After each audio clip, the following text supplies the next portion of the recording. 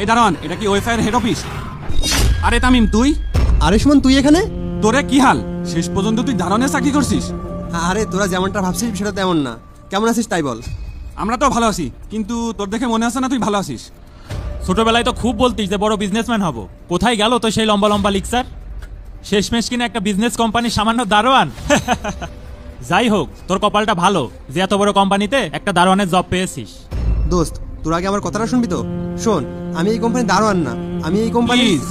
Please ভাই, তুই ফেসবুকের মতো নাটক করে বলিস না যে তুই এই কোম্পানিরই বস। আরে টেনশন করিস না, আজকে আমাদের এই কোম্পানিতে ইন্টারভিউ আছে, যদি চাকরিটা হয়ে যায় প্রমোশনের ব্যবস্থা করে দেবো। কি বলিস মিরাজ? হ্যাঁ, তুই এখানে দারোয়ানের কাজ করছিস, এটা আমার একদমই পছন্দ হচ্ছে না। তুই আমাদের অফিসের পিয়নের চাকরি করবি, আমাদের চা করে খাওয়াবি নাকি বল সুমন?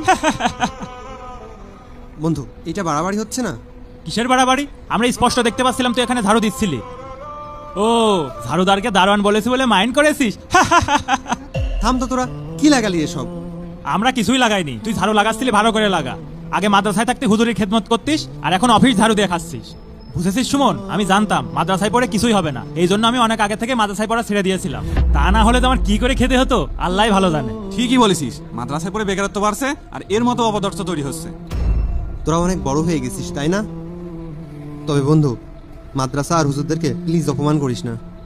আর আমরা সবসময় চোখে যেটা দেখি সেটা সত্য নাও হতে পারে, অনেক জিনিস অন্তর থেকে উপলব্ধি করতে হয়।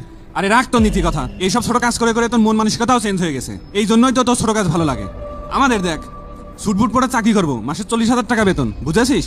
এই তুই কাকে কি বলছিস? ও জীবনে 40,000 টাকা চোখে দেখেছে? আর ও কি জানে 40,000 টাকা লিখতে কয়টা শূন্য লাগে? আমি ঝাড়ুদার বলে কি মানুষ না বন্ধু? মিরাজ, মান সম্মান তো খেলো রে, এখন আমাদের বন্ধু বলছে। এই তুই কাকে বন্ধু বলছিস? তোর সাথে আমাদের যাই, তোর সাথে আমাদের বন্ধুত্বের সম্পর্ক তো সেই মাদ্রাসাতেই শেষ হয়ে গেছে। স্যার বল স্যার। এই ছোট লোকের সাথে কথা বলে সময় নষ্ট করছিস কেন? তুই কি ভুলে গেছিস এই কোম্পানিতে আজকে আমাদের ইন্টারভিউ? চল ভিতরে চল। চল, ছোট লোক কোথাকার। হে আল্লাহ, তুমি এদেরকে হিদায়াত দাও। অনেকদিন পরে ভালো কোম্পানিতে একটা ইন্টারভিউ দিতে ঠিকই বলেছিস। এই স্যার আপনাদের দুজনকেই ডাকছেন একসাথে? জি, দুজনকেই ডাকছেন, আসেন। ঠিক আছে চল চল। আচ্ছা, একসাথে ডাকার কারণ কি? চল, ভিতরে গেলেই বুঝতে পারবো। স্যার আসবো?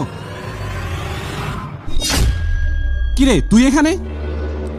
হ্যাঁ আমি ওই ফ্যাশন অ্যান্ড ইন্ডাস্ট্রির একমাত্র কর্ণধার। অবাক হওয়ার কিছু নাই, বরং ইন্টারভিউ দিতে আসার আগে তোদের খোঁজ খবর নেওয়া উচিত ছিল। বলছিলাম বন্ধু, আমরা না বুঝে তোকে অনেক কিছু বলে ফেলেছিলাম, তুই প্লিজ মাইন্ড করিস না। এই এক মিনিট, তোরা না বললি আমাদের ফ্রেন্ডশিপ মাদ্রাসা লাইফেই শেষ হয়ে গেছিল? তাহলে এখন বন্ধু কাকে বলছিস? স্যার বল স্যার। আরে আমি তো ওটা মজা করে বলছিলাম। আচ্ছা